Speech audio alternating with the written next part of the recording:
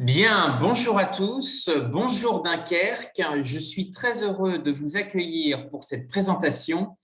J'espère que chacun a pu facilement trouver le moyen de se connecter ici à Dunkerque pour rejoindre cet atelier. Le sujet d'aujourd'hui va se décliner dans un format relativement court, de 40 à 45 minutes, dans lequel va vous être présentée une initiative audacieuse. Celle-ci s'inscrit dans une actualité qui, elle aussi, nous invite à être d'audacieux conquérants, tournés vers la mer, tournés vers le monde maritime et les échanges avec nos amis irlandais. Le mois de mars a été l'occasion de célébrer ensemble la Saint-Patrick. Vous allez le découvrir au fil de cette discussion. Beaucoup d'échanges avec Dunkerque sont possibles et je vous précise que cette discussion sera aussi accompagnée de sous-titres en anglais pour vous faciliter la compréhension auprès de participants qui seraient anglophones. Alors, Dunkerque est au cœur d'un vaste réseau d'échanges européens, de jumelage, de partenariats.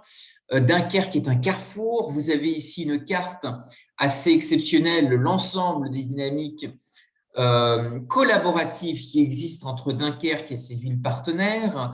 Vous voyez du côté de l'Europe du Nord un partenaire présent au Royaume-Uni, mais nous allons nous détourner un peu plus et aller en direction de nos amis celtes et en particulier de l'Irlande, qui a été un pays cristallisant beaucoup d'enjeux forts dans les discussions relatives au Brexit. Alors, Dunkerque se rapproche justement de l'Irlande. Vous savez qu'un quatrième ferry est annoncé pour la ligne qui relie Dunkerque à sa partenaire irlandaise grâce à une société, un armateur danois qui fait le pari de l'Europe, qui souhaite véritablement fournir aux entreprises un itinéraire de transport et permettre aux chargeurs un trajet direct et sans papier. Trajet direct et sans papier, les Britanniques appelleraient ça paperless. C'est vraiment créer ce courant business friendly avec nos amis irlandais et les autres pays de l'Union européenne, avec des coûts réduits, moins de temps d'attente et la possibilité d'éviter des procédures douanières qui s'appliquent désormais aux transports qui passent au Royaume-Uni.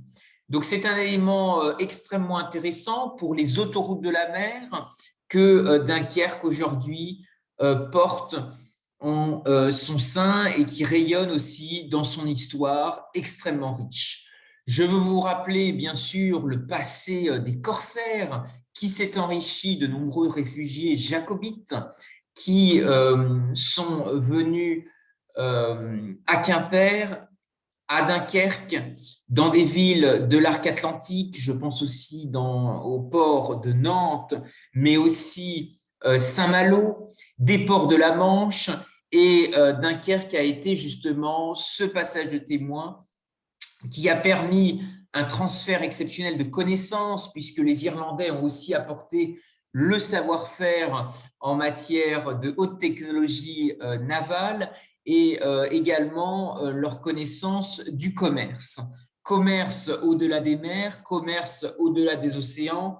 Je crois que la halle au sucre rappelle justement l'incroyable odyssée de la route des épices, des précieuses ressources exotiques que les corsaires, avec des maisons de commerce, avec des jeux d'alliance, ont réussi à capter dans la compétition qui agitait les grandes puissances d'Europe du Nord. Alors, de grandes familles irlandaises, on peut en trouver à Dunkerque, des liens avec des exilés jacobites certainement, et Jean Bart, qui plus que tout avait des frégates extrêmement rapides, a certainement eu des échanges très réguliers avec les Irlandais pour améliorer le génie maritime, le génie de ces bateaux. Et puis, le mot corsaire résonne aujourd'hui dans le sport, dans des associations sportives qui font rayonner la ville. Je veux parler du hockey sur glace.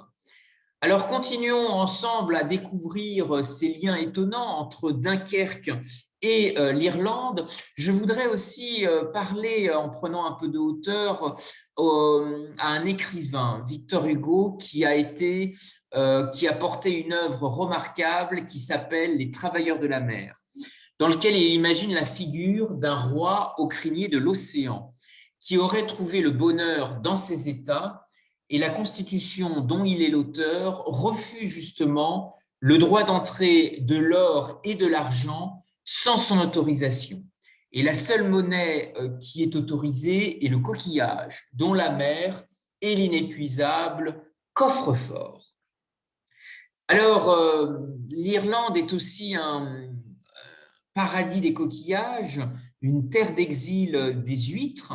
On en a assez peu parlé, mais bien entendu, des exploitants sont allés aussi tenter leur chance. Je pense à des ostréiculteurs qui se sont associés avec des courtiers en coquillage. Et c'est un élément qui est intéressant. Je rappelle aussi que le coquillage, dans le sillage de l'intuition de Victor Hugo et de son œuvre des Travailleurs de la mer, a été une monnaie d'échange. Le coquillage, le kauri, a été un coquillage utilisé comme monnaie, beaucoup dans les échanges avec l'Afrique et l'océan Indien. Et les relations maritimes de Dunkerque avec le reste du monde sont bien sûr extrêmement riches à bien des égards.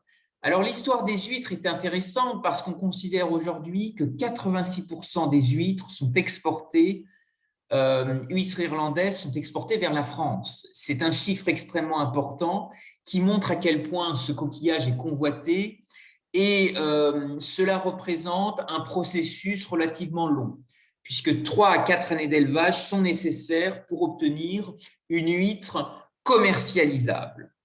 Alors, c'est un élément qui peut être extrêmement inspirant sur les relations, pas seulement logistiques et de transport qu'on peut avoir avec les Irlandais. L'Irlande est une terre de cheval, l'Irlande est aussi une terre qui peut accueillir de grands savoir-faire, de la Côte d'Opale et tout naturellement des filières, mais aussi des valeurs. Et je crois que les huîtres, tout particulièrement, incarnent ce grand potentiel. L'Union européenne a subventionné cette activité, mais l'ostréiculture ne s'invente pas. Je vous rappelais que les eaux irlandaises accueillent des parcs à huîtres très importants. On pourrait aussi penser à plein d'autres relations qui existent aussi avec nos amis irlandais.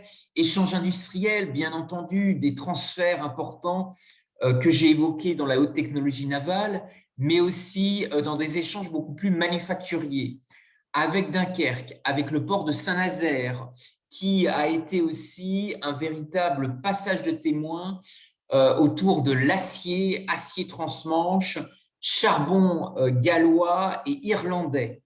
Les Indes noires qu'on a appelées pour célébrer justement la richesse mythique des Indes et ce parallélisme avec la révolution industrielle a bien entendu concerné aussi la Côte d'Opale et des échanges extrêmement riches, échanges charbonniers. Vous avez sans doute entendu parler des charbonniers de Jersey, qui étaient ces bateaux qui transportaient du charbon. Alors, les échanges sont bien entendu une opportunité pour le monde maritime, échanges industriels, cabotage, et on peut retrouver des relations extrêmement intéressantes que Dunkerque peut aussi tisser avec d'autres ports. Je pense à Saint-Malo, à Lorient, à Brest, dans les énergies du futur, dans le gaz, dans l'hydrogène, dans le transport peut-être de gaz naturel liquéfié, de méthanier. On a une grande odyssée à construire autour de ce sujet. Cette grande odyssée est aussi inscrite dans des histoires souvent oubliées et méconnues. Je voudrais citer à ce titre la relation qui peut justement sans doute se renouer dans le sillage de la Free French Banking, qui a été la Banque de la France libre, une audace incroyable qui joua le rôle de premiers argentiers de la France avec seulement quelques compétences financières. Je veux rappeler le rôle important de la résistance, le général de Gaulle qui a confié à René Pleven avec Jean Monnet le défi de constituer à Londres, à Lombard Street, dans la City de Londres, une Free French Banking pour réunir l'ensemble des contributions, des dons, des courriers, des contributions également financières qui pouvaient permettre de constituer la Free French Banking et avancer, permettre de compenser les avances de guerre reçues de la Grande-Bretagne. À la fin du conflit, Pierre Mendès France prononcera lors de la présentation du premier budget public de 1945 « Ces années de guerre active auront coûté à la France le prix d'une exposition ». Donc, ce qui montre la très grande originalité, l'audace de cette aventure, j'ai envie même de l'appeler Odyssée. Retrouver des archives d'hier et d'aujourd'hui à Dunkerque nous permettrait sans doute d'illustrer la contribution qu'auraient peut-être apporté des Dunkerquois. Sénèque aurait dit à ce titre une note un peu philosophique, ce n'est pas parce que les choses sont difficiles que nous n'osons pas, c'est parce que nous n'osons pas qu'elles sont difficiles. Et c'est précisément ce formidable enjeu qui nous relie avec le sujet du modèle irlandais des Youth Bank.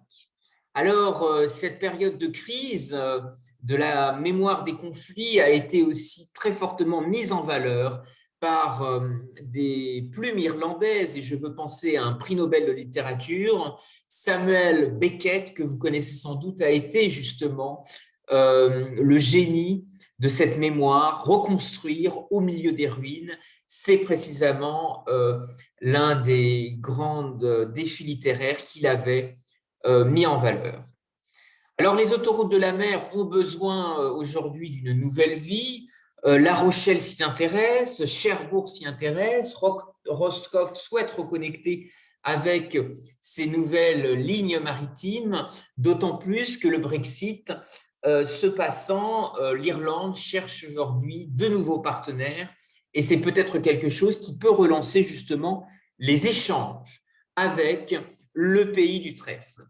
Alors, comment Dunkerque peut justement en bénéficier? Je voudrais rappeler qu'une grande place maritime qui vous fera sans doute penser à l'âge d'or de Dunkerque pourrait inspirer, c'est Venise. Venise a été la première place pour l'échange de parts dans des navires. Les marchands du grand commerce mondial y échangeaient des participations dans des galères divisées en carats et mises aux enchères. Ce système a justement permis à Venise d'entreprendre de formidables aventures maritimes et de les étendre à très grande échelle, en entraînant un quadruplement de la superficie de son arsenal, qui était protégé par une enceinte de 25 hectares. Ce qui montre comment la République, la sérénissime République, a eu beaucoup de talent, d'inventivité, qui certainement pourrait inspirer Dunkerque. Alors, il y a aussi une aventure intéressante et sans doute également méconnue, mais qui montre que la mer est certainement une source de créativité. L'ouverture sur Venise et le commerce du Levant a nourri aussi une relation étonnante avec les comptoirs de la sublime porte qui était l'Empire ottoman. Et il y a eu un événement majeur qui a souvent été oublié en 1847. Ce sont des cargaisons qui ont été envoyées à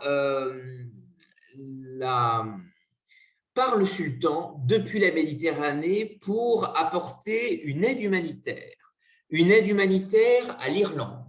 Et il existe encore aujourd'hui des traces de ces contacts qui ont été tissés avec la Sublime Porte et les échelles Levant. Et tout l'enjeu aujourd'hui, il est de partager de la prise de risque, de l'inclusion financière. C'était le partage des parts qui a permis l'âge d'or de Dunkerque. C'est un sujet qui est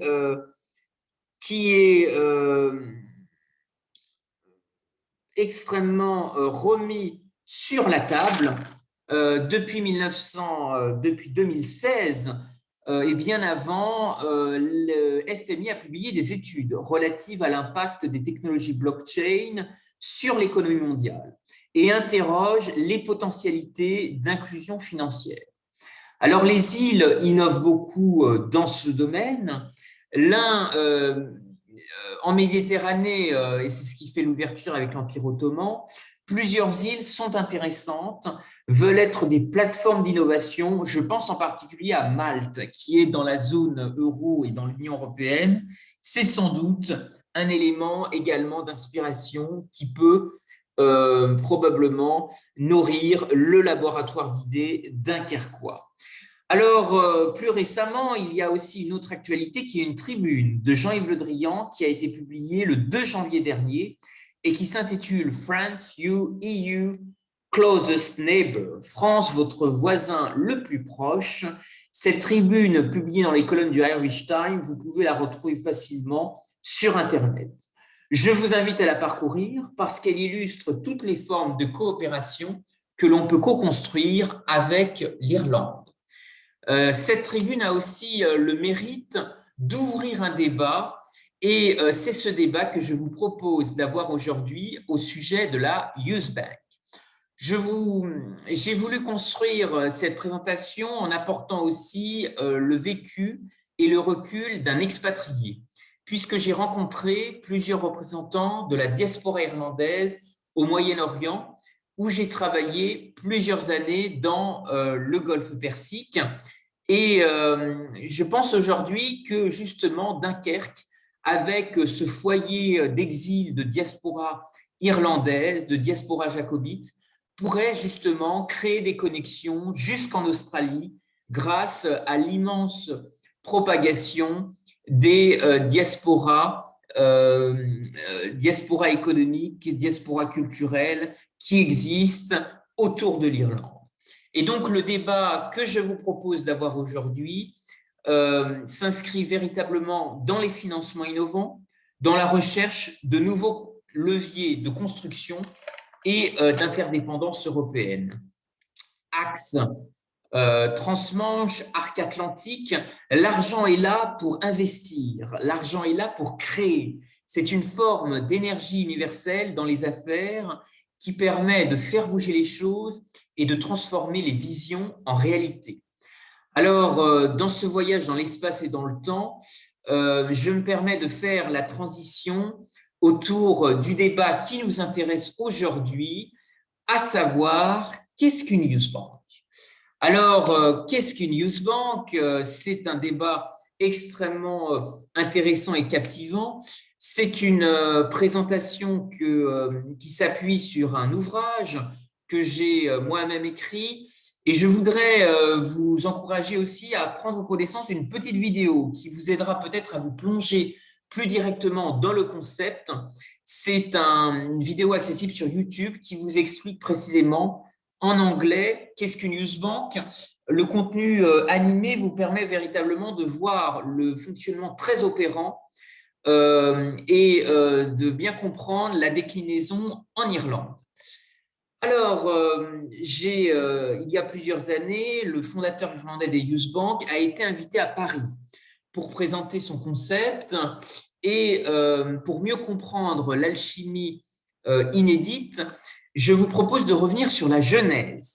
L'idée a essaimé aussi au Royaume-Uni et elle est née en Irlande dans les années 90, où plusieurs organisations en charge de l'expression citoyenne des jeunes s'unissent pour collecter des fonds et notamment financer des projets portés par les jeunes avec une vocation citoyenne. La particularité de ces youth banks, c'est qu'elles sont gérées essentiellement par des jeunes, âgés de 20 à 25 ans, mais des référents plus âgés peuvent venir en appui. L'un des éléments étonnants de cette expérimentation, c'est de faire en sorte que des facteurs de paix prévalent sur des facteurs de guerre. Et donc, le dispositif a aussi permis de réconcilier des catholiques et des protestants en mobilisant des acteurs jeunesse. C'est quelque chose qui est très important. Alors, comment se positionnent justement les youth banks aujourd'hui?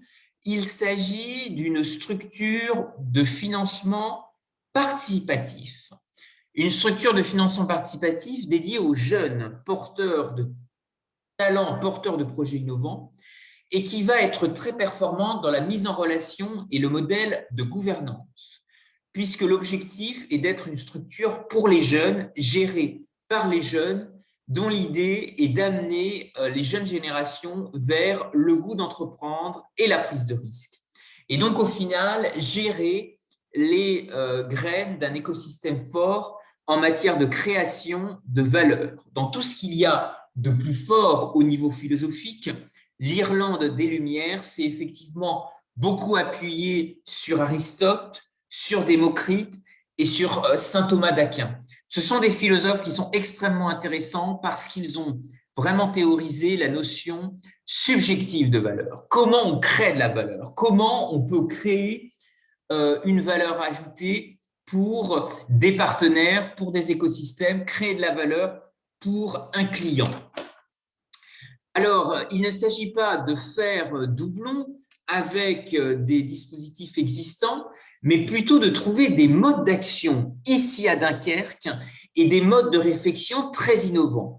Ce qui veut dire que les missions d'une youth bank sont très variées. Si une expérimentation a été faite sur la côte d'Opale, je voudrais vous résumer les 5 principales. La première, vous l'avez compris, c'est la mise en relation de jeunes talents, porteurs de projets innovants et des investisseurs locaux. Il y a comme autre mission d'offrir des conseils personnalisés, des orientations vers des mentors, des parrains, des réseaux qui peuvent aider à accélérer le projet. Sans ce volet, la Youth Bank se veut aussi être un lieu de ressources, un véritable incubateur de l'engagement.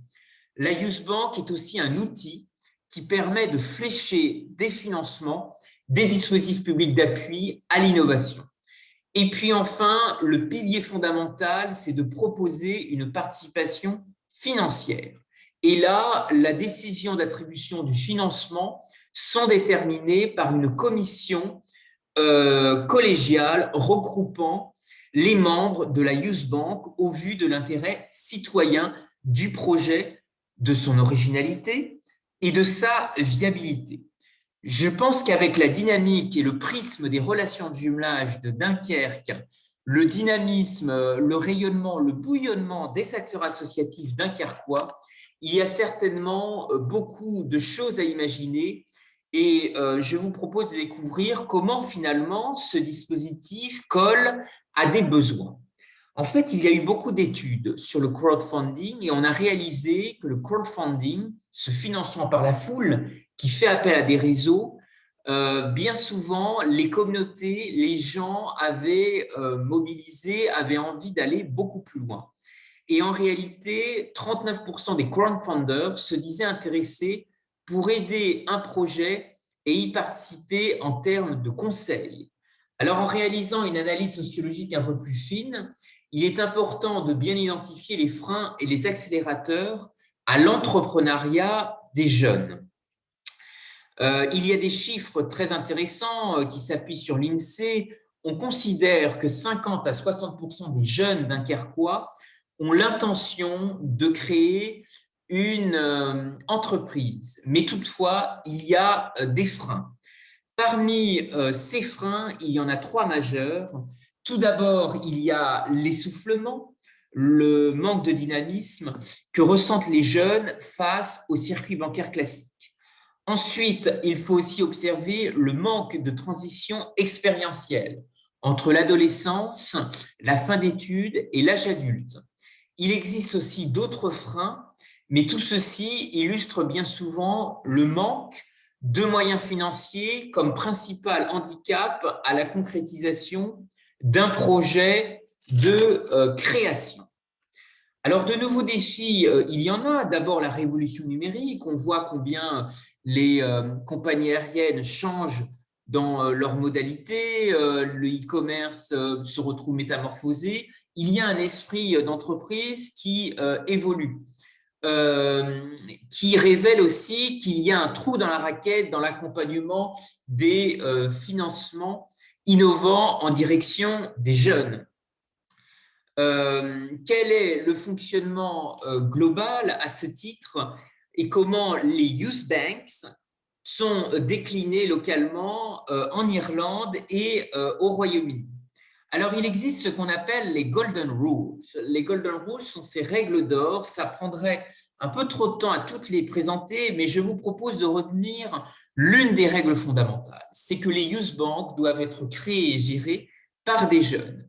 Même si des coachs, des mentors, des tuteurs ou même des entrepreneurs pourront bien entendu soutenir, aiguiller, aider les jeunes, mais sans les influencer.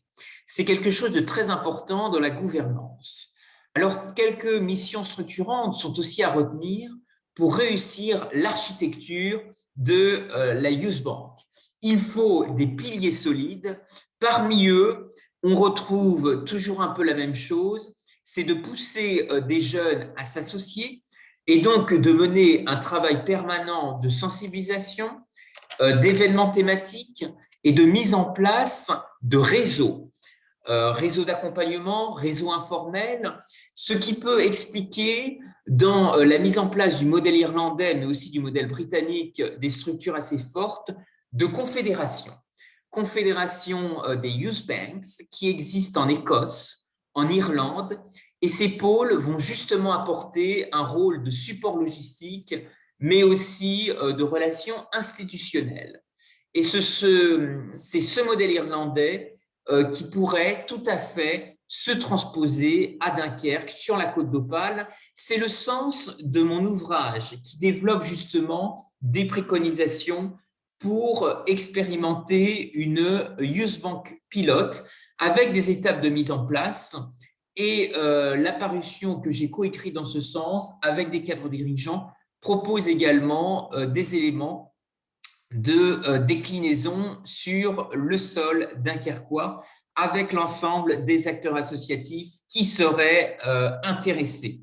C'est pourquoi je suis heureux de vous annoncer la publication d'un livre blanc qui peut constituer une véritable boîte à outils vers l'expérimentation d'une Youth Bank. Cette publication est en français, elle permet aussi de transmettre dans un format numérique l'ensemble des connaissances aux personnes intéressées.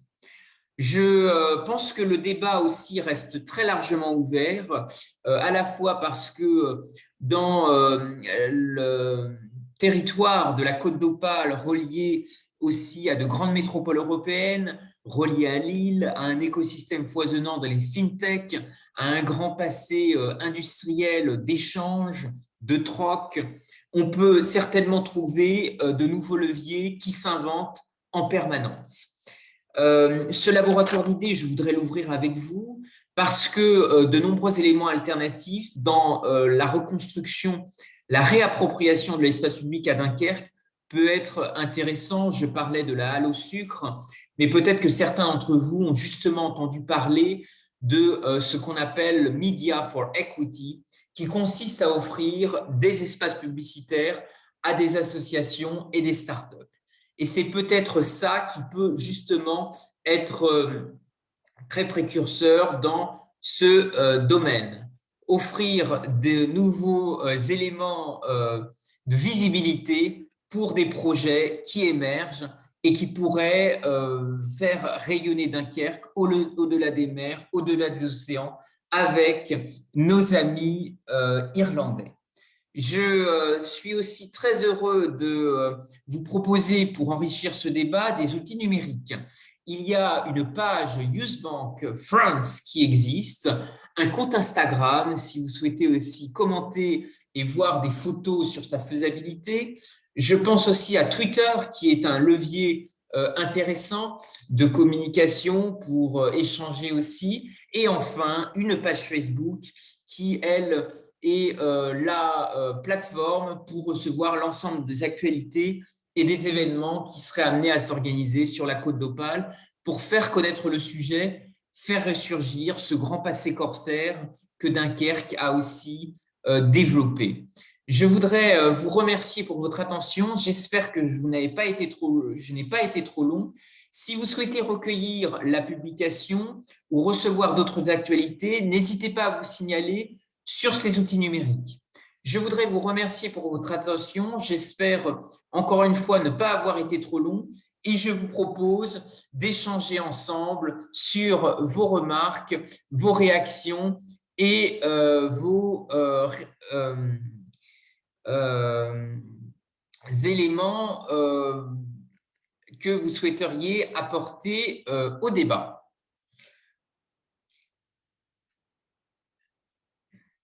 Alors, je précise aussi qu'il y a une bulle de discussion qui est aussi là pour poser des questions. Je voudrais bien entendu rappeler l'importance des relations aussi de jumelage, des relations partenariales que Dunkerque entretient à l'échelle de l'Europe et bien au-delà. Peut-être que c'est un cadre qui peut justement stimuler ces échanges, renouer une nouvelle page de connexion irlandaise, cette Irish Connection qui aurait une place tout à fait bienvenue dans les échanges avec le port de Dunkerque. Si vous avez des questions, je vous invite également à les signaler sur la bulle de discussion. Merci en tous les cas. Je vous propose en tous les cas de rester en veille, rester actif sur ce débat et je serai très heureux de vous revoir à bientôt à Dunkerque. Je vous souhaite une très très bonne journée et je vous remercie encore pour votre attention. Y a-t-il des questions supplémentaires?